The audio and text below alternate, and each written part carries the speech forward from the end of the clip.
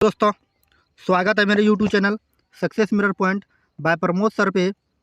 आज हम लोग भारतीय संविधान के विषय में पढ़ेंगे। आज का जो टॉपिक है ये मौलिक अधिकार के विषय में पढ़ेंगे। अगर आप इस चैनल पे नए हैं और किसी भी एग्ज़ाम की तैयारी करते हैं, bank, SSC, railway, group D, UPSC, BPSC, Bihar police, Bihar दरोगा, तो वहाँ करेंट अफेयर्स के साथ साथ मैथ रीजनिंग के साथ साथ 5 से 6 नंबर भारतीय संविधान, इंडियन पॉलिटी से भी क्वेश्चन पूछे जाते हैं।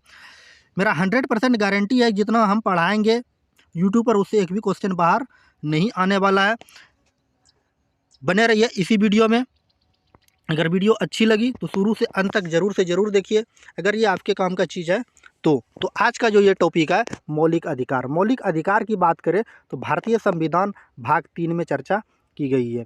भारतीय संविधान भाग 3 में किस चीज़ की चर्चा की गई है? मौलिक अधिकार। अनुच्छेद की बात करें, अनुच्छेद 12 से 35 तक चर्चा की गई है मौलिक अधिकार की, जिसको हम लोग फंडामेंटल राइट कहते हैं।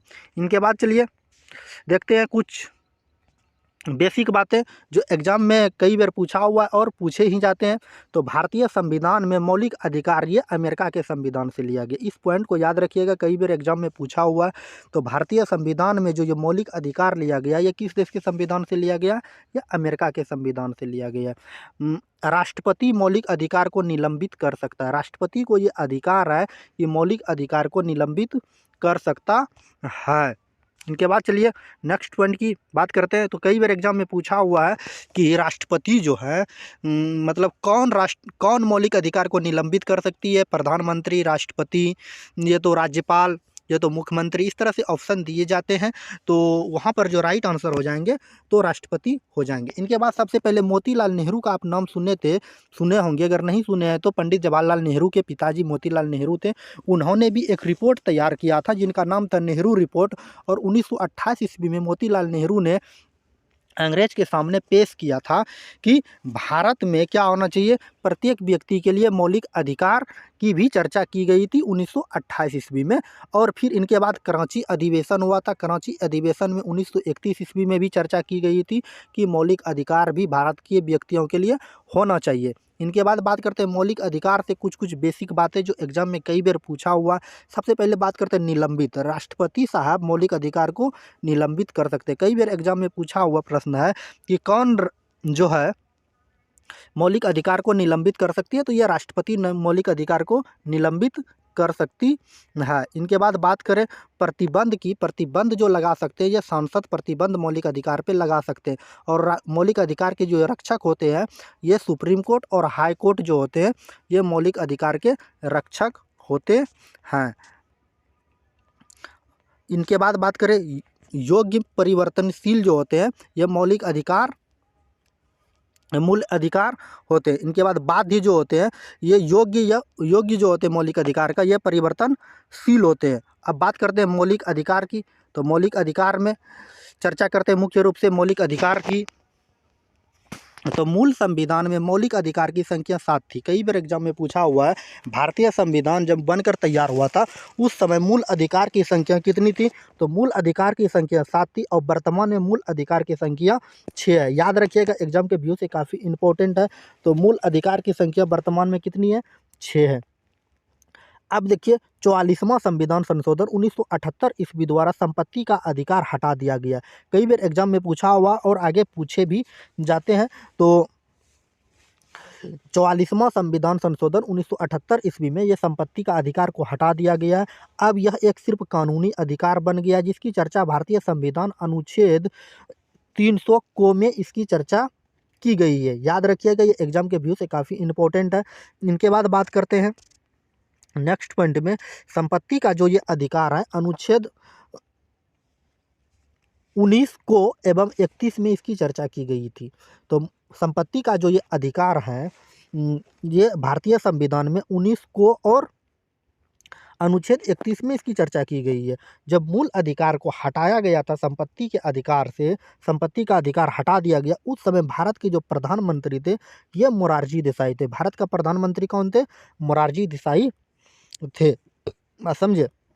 और मोरारजी देसाई जो थे ये भारत के प्रथम गैर कांग्रेसीय प्रधानमंत्री बने थे। ये कांग्रेस के सदस्य नहीं थे और ये प्रधानमंत्री बने थे। और प्रधानमंत्री बनने के बाद प्रथम ये त्यागपत्र देने वाले प्रधानमंत्री ऐसे थे जो मोरारजी देसाई। बात समझे, उम्मीद है ये समझ में आई होगी। इनके बाद बात करते हैं राष्ट्रपति की।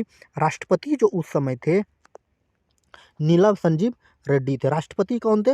ये नीलम संजीव रेड्डी थे। इनके बाद बात करते हैं कुछ मौलिक अधिकार में इस्लाम धर्म की कानून, जिसको हम लोग क्या करते हैं चर्चा में कभी काफ़ी रहा है। इस्लाम धर्म के विषय में 3 तलाक। 3 तलाक क्या होता है? 3 तलाक की जो शुरुआत किया था भारत में लॉर्ड कॉर्नवालिस ने। लॉर्ड कॉर्नवालिस ने 1937 ईस्वी में कानून बनाया था। कानून क्या बनाया था? मुस्लिम के लिए अलग कानून और हिंदू के लिए अलग अलग कानून बनाए थे। इसी के अंतर्गत आया था 3 तलाक। तो मुस्लिम के लिए अलग कानून और हिंदू के लिए अलग कानून ये लॉर्ड कॉर्नवालिस ने बनाए थे। चलिए, मुस्लिम का हिंदू का तो आप लोग जानते होंगे कि शादी ब्याह करते हैं। इनके बाद कुछ मुस्लिम का जो होता है किस तरह से 3 तलाक किए जाते हैं उनके विषय में भी हम चर्चा कर देते हैं। तो जैसे हम लोग मुस्लिम की बात करते हैं, जैसे हम लोग हिंदू में क्या होता है कि विवाह, हिंदू धर्म में क्या होता है विवाह होता है, उसी तरह मुस्लिम में जो होता है निकाह होता है। निकाह को क्या कहा जाता है? विवाह के बराबर कहा जाता है। हिंदू में क्या हुआ? विवाह हुआ, और मुस्लिम में क्या हुआ? निकाह हुआ। समझे। इनके बाद जो होता है कि मुस्लिम में क्या होता है? मोहर डॉन होता है। मोहर डॉन जो होता है जिसको हम लोग अंग्रेजी में कहते हैं security money for marriage bureau. Marriage जो सिक्योरिटी मनी जो होता है, जैसे हम लोग क्या करते हैं कि हिंदू में क्या होता है कि आप कभी किसी लड़की से शादी की करते हैं तो उसके बदले में हिंदू में क्या होता है दहेज दिया जाता है। और दहेज के साथ साथ, जिसको हम लोग तिलक कहते हैं, दहेज के साथ साथ कुछ सामान भी दिए जाते हैं ये हिंदू में। उसी तरह मुस्लिम में क्या होता है? मोहर डाउन होता है, जिसको हम लोग कहते हैं सिक्योरिटी मनी फॉर मैरिज। पैसा वापस कर देना, अगर आप 3 तलाक के शिकार हो गए तो पैसा वापस करना पड़ेगा। तो चलिए, मुख्य रूप से हम लोग 3 तलाक की चर्चा करते हैं। 3 तलाक की बात करें तो 3 तलाक जो होते हैं ये 3 प्रकार के होते हैं। 3 तलाक जो होते हैं ये 3 प्रकार के क्या होते हैं? एक तलाक ए ओ हसन होता है, एक तलाक ए हसन होता है, और तलाक ए बिद्दत होता है। अब चलिए एक एक बातें तीनों के विषय में हम लोग जानते हैं। तो सबसे पहले हम बात करते हैं तलाक ए बिद्दत। तलाक एक बिद्दत जो होता है, इंटरेस्टेड ट्रिपल तलाक, इसकी शुरुआत जो की थी 12वीं सदी में किया गया था। तलाक ए बिद्दत की शुरुआत जो किया था ये कब किया था? 12वीं सदी में इसकी शुरुआत की थी। अब देखिए, ये सांसद भवन में जो ये कानून ट्रिपल तलाक का जो उठा था, ये तलाक ए बिद्दत को ही ख़त्म किया गया था। इनके विषय में हम लोग अलग से चर्चा करेंगे। सबसे पहले बात करते हैं हम लोग तलाक ए ओ हसन की। तलाक ए ओ हसन में क्या होता है कि 90 दिन में तलाक ए सुबंत ने शुरू किया। इसका शुरुआत जो किया था तलाक ए सुबंत ने इसकी शुरुआत किया था, ठीक ना। अब चलिए तलाक ए ओ हसन क्या होता है? अब मान के चलिए एक लड़का है, क्या है? एक लड़का, बॉय लिख देते हैं, और एक लड़की है, गर्ल। ये दोनों का विवाह हो गया। जैसे हिंदू में विवाह होता है, मुस्लिम में क्या हो गया? निकाह हो गया। निकाह होने के बाद कुछ दिन के बाद दोनों पति और पत्नी में क्या हो गया? आनाकानी झगड़ा हो गया, या किसी कारण से कोई भी विवाद हो सकता है, ठीक ना। जब विवाद हो गया ये दोनों में, विवाद होने के बाद अब क्या होगा कि जैसे हम लोग के यहाँ ठाकुर और पंडित होते हैं शादी ब्याह में अपना क्या करते हैं? योगदान निभाते हैं। उसी तरह से मुस्लिम में क्या होता है कि वो जो होते हैं, क्या कहते हैं उसका नाम, जैसे कि हम लोग में क्या हो गया? पंडित हो गया। उसी तरह से उसमें क्या होते हैं? मौलवी साहब होते हैं। मौलवी साहब जो क्या करते हैं कि दोनों के विवाह करवाते हैं। विवाह जैसे हम लोग निकाह करवाते हैं, निकाह में क्या होता है कि अब देखिए, एक लड़का के तरफ से भी बात उठ सकता है और लड़की के तरफ से भी बात उठ सकता है। अब 90 दिन का जो समय दिया जाता है, मान के चलिए लड़का के पक्ष से या लड़की के पक्ष से बात उठा के हम इस लड़की को तलाक देना चाहते हैं, तो तलाक देने की भी इसमें विधियां बनाई गई। क्या विधियां? तो ये एक तरफ की लड़की का मौलवी आएंगे और लड़का का मौलवी आएंगे, लड़का का भी घर वाला आएंगे और लड़की का भी घर वाला आएंगे। दोनों यहाँ मस्जिद में मिलेंगे, या जिसका जहाँ पर निकाह भवन होता है वहाँ पर ये दोनों प्रस्तुत होंगे, और इसको 90 दिन का समय दिया जाता है कि आप दोनों सबके सामने कहिए कि हम इस लड़की को इस कारणवश इसको हम तलाक दे रहे हैं। लड़की को भी पूछा जाता है और लड़का को भी पूछा जाता है। दोनों में क्या कर दिया गया कि तलाक तलाक तलाक बोल दिया और तलाक तलाक तलाक बोल दिया। और पैसा जो लिया था सिक्योरिटी मनी ऑफ मैरिज, तो उसको क्या होता है रिटर्न करना पड़ता है। जिसको लड़की वाले जो आपको पैसा दिए थे दहेज के रूप में, उसको क्या करना पड़ता है रिटर्न करना पड़ता है, पैसा वापस करना पड़ता है। आप जो इतना दिन जो रखे लड़की को, पैसा जो तिलक दिया था, जब तलाक दे दिए जितना भी आप लिए हैं सब तिलक को क्या कीजिए वापस कीजिए। ये होता। अब देखिए 90 दिन हम क्यों लिखे हैं, अब 90 दिन के बाद के पूछे जाते उसमें आप क्या दे रहे हैं, तलाक में तलाक ए ओ हसन दे रहे हैं। तब क्या होगा कि आप अगर मान के चलिए आज जो है 4 मार्च है, 4 मार्च के बाद जिस दिन फिर 90 दिन को जोड़ा जाएगा, 90 दिन के बाद मतलब 3 महीना हुआ कि 3 महीना के बाद पुनः लड़का और लड़की को बुलाया जाएगा। लड़का और लड़की को बुलाने के बाद क्या होगा कि पुनः पूछा जाएगा कि आप इस लड़के के बिना रह पाइएगा ना, तो ये फिर बोलेगा हाँ रह जाएंगे। और लड़की को भी पूछेगा आप इसके बिना रह पाइएगा ना, तो हाँ, तो दोनों में फिर क्या हो जाएगा तलाक की बात उड़ जाएगा कि हम तलाक दे रहे हैं। तो मौलवी साहब जो है दोनों तरफ से समझाएंगे, लड़का को भी समझाएंगे लड़की को भी समझाएंगे कि आपके बच्चे बुतरू बुतरू का जो है हो गया इतना बच्चा बुतरू, तो उसका फ्यूचर भविष्य खराब हो जाएगा, आप दोनों अलग हो जाइएगा। तो अब इसमें क्या हो जाएगा, फिर से अगर ये दोनों का मन है 90 दिन के बाद तो तलाक हो गया तो हो गया। अगर ये दोनों का मन है कि हम 90 दिन के बाद फिर से वापस रह सकते हैं तो ये दोनों रह सकते हैं, ठीक। और इनके बाद जो है तलाक ए बिद्दत में क्या होता है, तलाक ए बिद्दत तो ख़त्म हो गया है, भारतीय संविधान से इसे हटा दिया गया। तलाक ए ओ हसन समझ लिया, अब तलाक ए हसन को समझिए। तलाक ए हसन का कहना है कि 30 दिन के बाद अगर एक लड़का और एक लड़की के बीच में तलाक होता है, 30 दिन का गैप दिया जाएगा और उन दोनों के बीच क्या किया जाएगा फिर से बुलाया जाएगा। जब बुलाया जाके 30 दिन के बाद पूछा जाएगा आप इस लड़की के बिना रह जाइएगा ना, दोनों के बीच पूछा जाएगा। 30 दिन का गैप रहेगा, एक महीना में बता दिया कि हम इस लड़की के बिना रह जाएंगे, ये लड़का के बिना रह जाएंगे, तो ये दोनों के बीच में क्या हो जाएगा फिर से तलाक खत्म। अब ये दोनों पति पत्नी आपस में कभी नहीं मिल सकते। ये है मुस्लिम धर्म इस्लाम धर्म का कानून। अब हिंदू में क्या होता है, अब देखिए हिंदू में क्या होता है, एक लड़का है और एक लड़की है। अब दोनों के बीच में क्या होता है डिवोर्स होता है। डिवोर्स आप कोर्ट सुप्रीम कोर्ट में जाके क्यों नहीं दीजिएगा, दे दीजिए कि क्या कि भारत का सबसे बड़ा न्याय का मंदिर होता है, वहाँ भी जाके आप डिवोर्स दे दीजिएगा। अगर डिवोर्स देने के बाद कोर्ट से निकल गए, इसके बाद पति पत्नी आपस में आप साथ में रह सकते हैं तो कोई दिक्कत नहीं है। लेकिन मुस्लिम धर्म का कानून समझिए कि कितना कठोर है। अगर ऐसा रहता है कि 3 बार बोल देने से तलाक हो जाता तो आज हर मुसलमान और हर मुस्लिम महिलाएं दोनों आपस में अलग अलग हो गए रहते। तो इस धर्म को समझिए अब कितना कठोर कानून है मुस्लिम का। तो देखिए यहाँ पर अब क्या हुआ, 30 दिन के बाद भी क्या कर दिया तलाक दे दिया गया। अब इन दोनों के पास छोटे छोटे बच्चे थे, कुछ बच्चे लड़की के पास चल गया, कुछ बच्चे लड़का के पास चल गया। अब दोनों बच्चा का मन हुआ कि मम्मी पापा फिर से साथ में आ जाए। साथ में आने के लिए अब इसके लिए भी कानून बनाया गया। कानून क्या बनाया गया है, अगर मान के चलिए ये एक्स नाम की लड़की थी और वाई नाम का लड़का था, ये दोनों का बीच में आपस में तलाक हो गया और पति पत्नी थी, और पुनः ये दोनों क्या चाहती है कि हम दोनों अपने बच्चे के लिए फिर से हम दोनों क्या करना चाहते हैं आपस रहना चाहते हैं। रहने के लिए अब लड़की के लिए देखिए कितना कठोर कानून बनाया गया है कि इस लड़की के लिए अब क्या होगा, इस लड़की को पुनः इस लड़का से शादी करने के लिए एक किसी अलग लड़का से, जेड नाम के लड़का से, क्या देखिए फिर से समझिए, एक मान के चलिए ये एक्स नाम का लड़की है, ये इसका और वाई नाम का लड़का, ये दोनों के बीच में डिवोर्स हो गया। अब इस लड़की का या लड़का का मन हम दोनों पति पत्नी है और दोनों साथ में रहना चाहते हैं, तब इस लड़की को एक जेड नाम के लड़का से पुनः शादी करना होगा। और शादी करने के बाद ये लड़का फिर इसको क्या, इस लड़की को तलाक देगी। तलाक देने के बाद फिर से इसका क्या होगा, निकाह होगा इस लड़का के साथ। बात यहाँ पे समझिएगा ध्यान से क्या, ये दोनों पति पत्नी थी, पति पत्नी होने के नाते ये दोनों के बीच में क्या हो गया, तलाक हो गया। तलाक होने के बाद ये लड़की मैके चल गई, लड़का अपना घर आ गया। अब इस लड़की और लड़का का मन है कि फिर से हम दोनों पति पत्नी साथ में रहेंगे। अगर हिंदू धर्म में ऐसा करते हैं तो हिंदू धर्म में क्या होता है कि आप कोई दिक्कत नहीं है, सुप्रीम कोर्ट से भी आप तलाक लेके आए हैं, बाहर में निकल गए, पति पत्नी है, आराम से घूम रहे हैं, कोई दिक्कत नहीं। लेकिन मुस्लिम धर्म में देखिए, इस लड़की के लिए आप अलग अलग लड़का सबसे क्या करना पड़ेगा, शादी करना पड़ेगा। शादी करने के बाद फिर इस लड़का डिवोर्स देगा, तब ये लड़की फिर से अपने पति के पास जा सकता है। लेकिन अब बात समझिए, ये लड़का को फिर लाएगा कहाँ से? अब जो ये लड़का है, जेड नाम का लड़का, अब जेड नाम लड़का को लाएगा कहाँ से?